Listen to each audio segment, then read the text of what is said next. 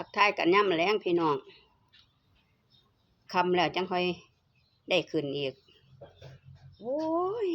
บ่อยากพาก ลูกข่อยหลานข่อยมันคักอีหลีของมันห่างมันก็เลยได้มาแย่งของแม่แย่งไปแล้วก็ที่แปลคืนมากก็ยากตัวพี่น้องให้เครียดจนตัวก็จำเป็นก็ได้คืนให้เขาเป็นได้พี่น้องเขาเราไป เขาเราไปพี่น้องจ้าให้กำลังใจกันเด้อจ้าให้กำลังใจกันจังค่อยสิมีกำลังใจสู่ไปต่อเนาะพี่น้อง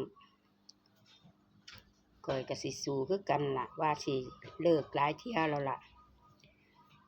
ก็หังเลิกบ่ได้คือเก่ามันอยากมาหาพี่น้องบ่เซาจ้า